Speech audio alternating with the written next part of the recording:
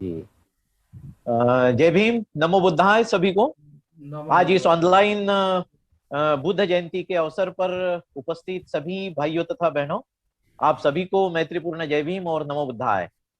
काफी अच्छा लग रहा है आप सभी के साथ में यहाँ ऑनलाइन इस बुद्ध जयंती के अवसर पर इकट्ठा आकर। मेरी आवाज क्लियर है ना? जी बिल्कुल जी सही जी है, जी सर। बिल्कुल सही। जी जी।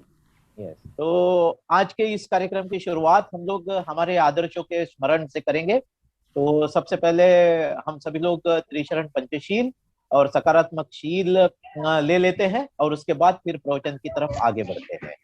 तो आइए सब लोग हाथ जोड़ लीजिए, त्रिशरण पंचशील ले लेते हैं। नमो तस् भगवतो अरहतो सम्मा संबुद्धस्स। नमो तस् भगवतो अरहतो सम्मा संबुद्धस्स। नमो तस् भगवतो अरहतो सम्मा संबुद्धस्स। बुद्धं शरणं गच्छामि, धम्मं शरणं गच्छामि, संघं शरणं गच्छामि। द्वितीयंपि बुद्धं शरणं गच्छामि, द्वितीयंपि धम्मं शरणं गच्छामि, द्वितीयंपि संघं शरणं गच्छामि, तृतीयंपि बुद्धं शरणं गच्छामि, तृतीयंपि धम्मं शरणं गच्छामि, तृतीयंपि संघं शरणं गच्छामि। पाणातिपाता वेरमणि सिक्खापदं समादियामि। अदिन्नदाना वेरमणि सिक्खापदं समादियामि। कामेषु मिच्छचारा वेरमणि सिक्खापदं समादियामि। मूसावादा वेरमणि सिक्खापदं समादियामि। सुरामेरय मज्ज पमादठाना वेरमणि सिक्खापदं समादियामि। साधु साधु साधु। सकारात्मक शील। मैत्रीपूर्ण कर्म करके मैं अपने शरीर को शुद्ध करता हूँ। मुक्त हस्त से दान करके मैं अपने शरीर को शुद्ध करता हूँ। शांति, सादगी तथा संतुष्टि का पालन करके मैं अपने शरीर को शुद्ध करता हूँ। सत्यतापूर्ण संवाद से मैं अपनी वाणी को शुद्ध करता हूँ। स्मृति सुस्पष्ट एवं प्रदीप्त रखकर मैं अपने मन को शुद्ध करता हूँ। जय भीम, नमो बुद्धाय। एक थोड़ी सी जानकारी चाहिए थी कि कितना समय यानी मैं बोल सकता हूँ। हेलो। 20 20 मिनट बोल लीजिए। अच्छा जी, जी जी, ठीक है ना।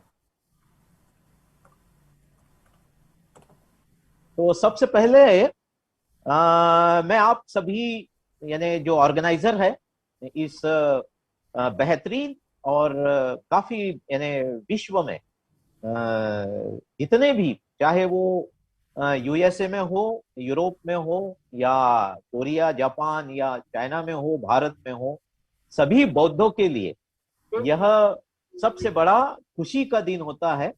और बुद्ध पूर्णिमा, वैसाख जिसे कहा जाता है, तो इस वैसाख बुद्ध पूर्णिमा के अवसर पर आप सभी को मैं बहुत बहुत शुभकामनाएं व्यक्त करता हूं, बधाइयां देता हूं।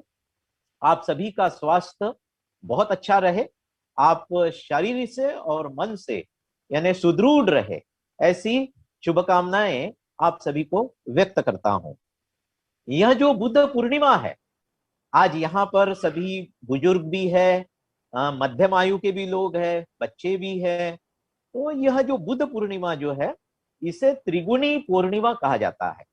उसकी वजह यह है कि जो सिद्धार्थ करके जिनका जन्म हुआ गौतम बुद्ध होने के पहले, उससे पहले महामाया और शुद्धोदन, इन माता पिता की कोख से जैसे सिद्धार्थ पैदा हुए, तो उनका जन्म जो है वह इसी पूर्णिमा को हुआ, वैशाख पूर्णिमा। उसके बाद दूसरी घटना घटी, उन्होंने बोध गया में, जिसे प्राचीन समय में उर्वेला के नाम से जाना जाता था, उस उर्वेला में बोध गया जिसे आज कहा जाता है, वहां बोधि वृक्ष के नीचे बैठकर कठोर तपश्चर्या के द्वारा, तप के द्वारा उन्होंने 4 आर्य सत्य, आर्य अष्टांगिक मार्ग और ऐसा कहते हैं निर्वाण, जिसे अंतिम सुख कहा जाता है, परम सुख कहा जाता है, उसे प्राप्त किया, जिसे हम लोग बुद्धत्व इस नाम से भी जानते हैं। तो वह भी घटना जो है वह वैशाख पूर्णिमा के दिन यानी हुई है। उसके पश्चात तीसरी घटना तथागत गौतम बुद्ध के जीवनी से संबंधित है, और वह है उनका इस दुनिया से शरीर छोड़कर चले जाना, शरीर त्याग करना, शरीर को छोड़ना, जिसे बुद्ध की भाषा में यानी महापरिनिर्वाण कहा जाता है। तो महापरिनिर्वाण उन्होंने प्राप्त किया कुशीनगर में, जिसे प्राचीन समय में कुशीनारा के नाम से जाना जाता था। यह भी घटना जो है शरीर छोड़ने की, वह इसी वैशाख पूर्णिमा के दिन हुई है। बच्चों, मित्रों, भाइयों तथा बहनों, ये तीनों घटना वैशाख पूर्णिमा के दिन होने वाले ये एकमेव महापुरुष है। पूरे विश्व में ऐसा कोई भी इंसान या महापुरुष या संत नहीं है जिनके जीवन में यह तीनों घटनाएं वैशाख पूर्णिमा के दिन ही हुई है। इसलिए इस पूर्णिमा को त्रिगुणी पावन पूर्णिमा करके भी जाना जाता है। इस तरह से यह पूर्णिमा बहुत ही महत्वपूर्ण स्थान जो है बौद्धों के जीवन में, परम पूज्य डॉक्टर बाबा साहब आम्बेडकर जी के चाहने वालों के जीवन में स्थान रखती है। आइए अभी हम लोग आगे बढ़ते हैं। ये जो बुद्ध जयंती है आज हम लोग मना रहे हैं, तो जयंती का मतलब होता है विजय हासिल करना। जय यानी जीत जाना, किसी चीज पर यानी विजय प्राप्त करना, उसे हासिल कर लेना, उसे आत्मसात कर लेना, प्राप्त कर लेना। इस प्रकार से यानी जयंती का मतलब होता है। और इसके साथ में शब्द जुड़ा हुआ है बुद्ध। तो बुद्ध इस यानी महापुरुष ने, तथागत गौतम बुद्ध के नाम से जानते हैं, अलग अलग नामों से जानते हैं। उन्हें लोकोत्तर कहा जाता है, उन्हें पुरी सदम सारथी कहा जाता है। इस प्रकार से उनके यानी अलग अलग गुणों को बहुत सुंदर सुंदर यानी भाषा के अलंकारिक शब्द होते हैं, उससे उन्हें पहचाना जाता है। एक बहुत सुंदर शब्द है सुगत, जिन्होंने गत का मतलब क्या होता है? गति देना।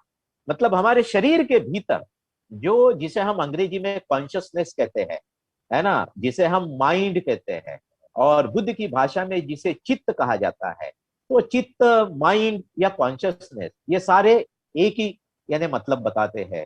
तो जो शरीर के भीतर में कॉन्शियसनेस है, चित्त है, उसको यानी गति देना, उसको तृष्णा से बाहर निकालना।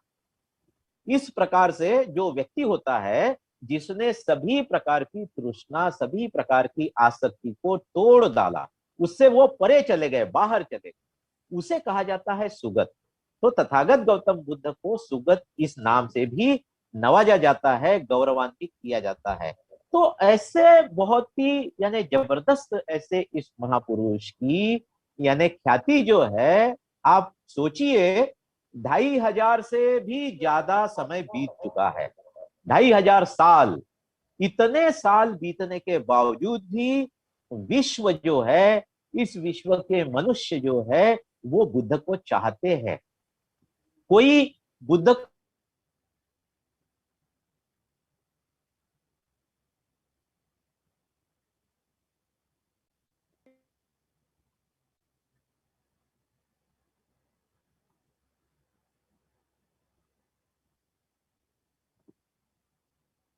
भी बुद्ध को चाहते हैं, बुद्ध का रूप जो होता है, बुद्ध का स्टैचू जो होता है, वो रखना पसंद करते हैं। इतना ज्यादा विश्व में यानी बुद्ध का प्रभाव है। तो ऐसे बुद्ध की जयंती हम लोग वैशाख पूर्णिमा मनाने के लिए आज ऑनलाइन ऐसे इकट्ठा आए हैं। तो इसमें एक यानी अभी जैसे कि 20 मिनट के भीतर मुझे कुछ यानी रखना है, तो महत्वपूर्ण बात मैं खास करके छात्रों के दृष्टिकोण से, बच्चों के दृष्टिकोण से बताना चाहूंगा। बुजुर्ग भी उसे समझ सकते हैं। सबसे पहले हमने ये समझ लेना जरूरी है कि तथागत गौतम बुद्ध ऐसा क्यों कहते हैं। क्या कहते हैं तथागत बुद्ध? कि मैं आपका मार्गदाता हूं, मैं आपको अन्य लोगों के जैसा, यानी जितने भी हमारे विश्व में इस धरती पर जो शास्त्र यानी उपलब्ध है, जैसे यानी क्रिश्चियनिज्म है, ये मुस्लिम है, हिंदूज है, सिख है, हम लोग बुद्धिस्ट है, ऐसे जितने भी यानी शास्त्र उपलब्ध है, तो ज्यादा से ज्यादा शास्त्र जो है विश्व में, उन सभी का केंद्र बिंदु है कि कोई यानी ईश्वर है, और ईश्वर ने ये सारी सृष्टि को निर्माण किया हुआ है। जमीन आसमान का अंतर है ना। यानी शास्त्रों के भीतर में बुद्ध जो बता रहे हैं, बुद्ध बताते हैं कि इस सृष्टि का विकास हुआ है। इस दुनिया में कोई ऐसा नहीं है, ईश्वर को भी बुद्ध नकार देते हैं, आत्मा की कल्पना को भी बुद्ध नकार देते हैं, कोई नहीं है। बुद्ध क्या कहते हैं? इस सृष्टि का विकास हुआ है। चंद्रमा, सूर्य, सूर्यमाला है ना, अलग अलग जो ग्रह है, तारे हैं, पेड़ पौधे हैं, नदियां है, जलाशय है, समुंदर है, ये सारी सृष्टि जो है, इस सृष्टि का विकास हुआ है धीरे धीरे करके। आप अगर देखते हैं तो बिग बैंग थ्योरी बच्चों को पता होगी, विज्ञान पढ़ने वाले छात्र समझ सकते हैं बिग बैंग थ्योरी क्या बताती है। तो बिग बैंग थ्योरी के अनुसार इस विश्व का विकास हुआ है, ना कि किसी ईश्वर ने इसे पैदा किया है, निर्माण किया है। इस तरह का बुद्ध में और अन्य लोगों में जमीन आसमान का अंतर पड़ता है। ये जो ईश्वर केंद्र बिंदु मानकर जितनी भी यानी रचनाएं हुई है, उनको बहुत ही जबरदस्त करारा झटका सबसे पहले किसने दिया? तो मेरे विज्ञान पढ़ने वाले मित्रों से मैं बताना चाहता हूं, साझा करना चाहता हूं, डार्विन का नाम सुना है ना आपने? सबसे करारा झटका डार्विन ने दिया। डार्विन क्या कहता है? वैज्ञानिक डार्विन कहता है कि इस सृष्टि का विकास हुआ है, इवोल्यूशन। उन्होंने क्या थ्योरी रखी हमारे सामने? Theory of evolution. इवोल्यूशन का मतलब होता है उत्क्रांति, विकास। तो मानव जो है विकसित होते आया है। तो थ्योरी ऑफ इवोल्यूशन के अनुसार अगर सोचते हैं तो आज हमें किस बात की जरूरत है?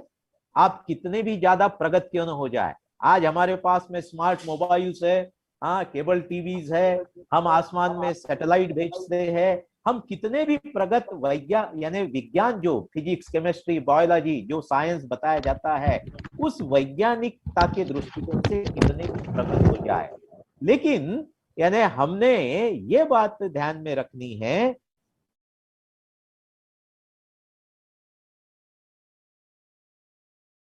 एनिमल मनुष्य करके पैदा होने के पहले की स्थिति क्या थी? तो डार्विन कहता है कि बंदर जो है आज के, वो हमारे पूर्वज थे। बराबर है। इस थ्योरी को पूरे विश्व ने मान्य किया है ना। तो ये वैज्ञानिक सोच यानी जो डार्विन ने दी, यही वैज्ञानिक सोच प्राचीन समय में तथागत गौतम बुद्ध ने दी, और बाबा साहब ने इसी कारण से इतना बेहतरीन वैज्ञानिक सोच वाला बुद्ध का धम्म हम सभी को दिया है। आज जरूरत किस बात की है? आज अगर देखते हैं आस पास सारी तरफ, यानी आप अपनी नजरें घुमाइए तो क्या नजर आता है?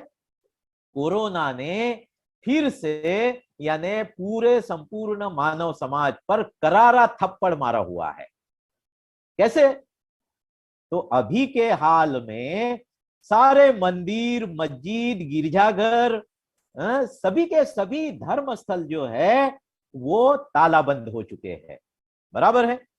कोई आगे आया है? किस बात की जरूरत है? हम सभी को सुरक्षित रहने के लिए कोविशील्ड, है ना, कोवैक्सीन, रशियन स्पुतनिक 5, हमें अलग अलग प्रकार की वैक्सीन की जरूरत है। तो कोई यानी जो अन्य शास्त्र है उन शास्त्रों ने ये बताया कि भाई ईश्वर नाम की संकल्पना को रखा। बराबर? यहां बहुत ही बड़ा अंतर है। इसलिए वैज्ञानिक सोच के द्वारा ही हम यानी अपना विकास कर सकते हैं। तो हम पैदा हो गए, जैसे थ्योरी ऑफ इवोल्यूशन बताती है, उसे क्या कहा जाता है? लोअर इवोल्यूशन, कनिष्ठ उत्क्रांति। हम सभी मनुष्य करके पैदा होने के बाद अभी सवाल खड़ा होता है। हाँ, सोशियोलॉजी आप लोग पढ़ते हैं बच्चों, समाज शास्त्र आप पढ़ते हो, तो समाज शास्त्र में मनुष्य की परिभाषा क्या बताई है? We all are the social animals, है ना, ऐसे बताया जाता है। हम सभी मनुष्य यह यानी समूह में रहने वाला सामाजिक प्राणी है। कैसी परिभाषा है? हम लोग जंगल में अकेले जाके रहते हैं क्या? हम लोग किसी सागर किनारे अकेले जाके रहते हैं क्या, जहां कोई मनुष्य नहीं है, कोई रिश्तेदार नहीं है? ऐसी जगह रहना पसंद करते हैं क्या हम लोग? है ना, नहीं। हम लोग है ना बस्ती बसाते हैं, कॉलोनी बसाते हैं, अपार्टमेंट बनाते हैं, और हमें रिश्तेदार लगते हैं, हमें माता पिता, हमारे भाई बहन, ऐसे समूह में, समाज में हम इकट्ठा रहना पसंद करते हैं। तो यह क्या बताता है समाज शास्त्र हमें? हम लोग समूह में रहने वाले सामाजिक प्राणी है। हम लोग मनुष्य नहीं है सही अर्थों में। इसे समझ लेने का प्रयास कीजिए। मनुष्य बनना पड़ता है, इंसान बनना पड़ता है। और यहां आती है अभी हायर इवोल्यूशन, जिसे उच्च उत्क्रांति, मानव करके पैदा होने के बाद अच्छा इंसान बनना, बुद्ध के जैसे प्रबुद्ध मानव बनना, यहां आता है हायर इवोल्यूशन। इसलिए तथागत बुद्ध के धम्म की जरूरत हमें कहां पड़ती है? तो जो लोग इस मनुष्य के बाजार में, आज कितनी आबादी है पूरे विश्व की? बच्चों आप बताएंगे कितनी आबादी है? 750 करोड़, 750 करोड़ की आबादी है पूरे विश्व की। तो यह क्या हुआ? मनुष्य का बाजार हो गया। तो इस मनुष्य के बाजार में अच्छा आदमी बनना, यहां अगर चाहत निर्माण होती है, और बुद्ध के जैसे प्रबुद्ध मानव, अच्छा इंसान, मैत्री, करुणा, मुदिता, अधिष्ठान, वीर्य, प्रज्ञान, इस प्रकार के यानी सद्गुणों से युक्त अच्छा आदमी अगर बनना चाहते हो, तो हम सभी को जरूरत पड़ती है बुद्ध की। और अगर ये आपकी जरूरत नहीं है, आपको मैत्री युक्त, करुणा युक्त, आपको समझदार अच्छा आदमी बनने की जरूरत नहीं है, तो मुझे लगता है आपको धम्म की, बुद्ध के धम्म की जरूरत भी नहीं है। जो लोग प्राणियों के जैसा रहना चाहते हैं, सोशल एनिमल्स, जो लोग मात्र, हमारा मनुष्य जीवन कैसे है आप सोचिए भाई, यानी जंगल में जानवर रहते हैं। अभी जैसे जंगल में जो जैसा भेड़िया रहता है, तो भेड़िया क्या करता है? उम्र में आने के बाद अपने जैसी यानी जो भेड़िया जो मादी होती है, फीमेल जो होती है, उसके साथ में वो रहता है। फिर उसके बच्चे पैदा होते हैं, फिर उन बच्चों को वो शिकार कैसे करना ये समझाते हैं, खाना कैसे कमाना ये समझाते हैं। फिर वो बच्चे बड़े हो जाते हैं भेड़िए के, फिर वो खुद शिकार करना शुरू कर देते हैं। फिर वो भी एक अपनी यानी कपल बन जाते हैं, मेल यानी भेड़िया और फीमेल भेड़िया, है ना। इस तरह से फिर बच्चे पैदा करते हैं और फिर उसको शिकार करना सिखाते हैं। ये जंगल में रहने वाले प्राणियों की जिंदगी है।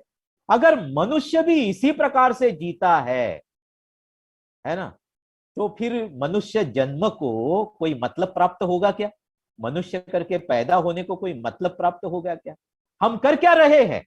अगर हम भी मनुष्य करके हम बच्चे पैदा करते हैं, उसे बहुत अच्छा एजुकेशन देते हैं, उसे डॉक्टर बनाते हैं, इंजीनियर बनाते हैं, आईएएस अफसर बनाते हैं, और फिर उसकी शादी करा देते हैं, और वो भी अपने बच्चे पैदा करा देता है, फिर वो भी बच्चों की रक्षा करता है, अच्छा एजुकेशन देता है, कॉन्वेंट में भेजता है ना। तो ऐसे मान लो बच्चे पैदा करना, अच्छा जीवन जीना, कपड़ा लत्ता कमाना, 4 चक्कों वाली गाड़ी प्राप्त करना और इस दुनिया से चले जाना, सोचिए क्या यही मनुष्य की जिंदगी है? क्या इसे ही मनुष्य जीवन कहा जाता है? अगर आप बुद्ध जयंती सेलिब्रेट करना चाहते हो, अगर आप बुद्ध को चाहते हो, अगर आप बाबा साहब को चाहते हो, तो आप इससे बाहर निकलने का प्रयास करोगे, बुद्ध ने और बाबा साहब ने बताए हुए रास्ते पर चलने का प्रयास करोगे। इसलिए बुद्ध ने क्या कहा है, ये कोरोना ने हमको बहुत जबरदस्त सिखा दिया है, सारे ईश्वर तालाबंद हो चुके हैं, किसी के काम के नहीं है।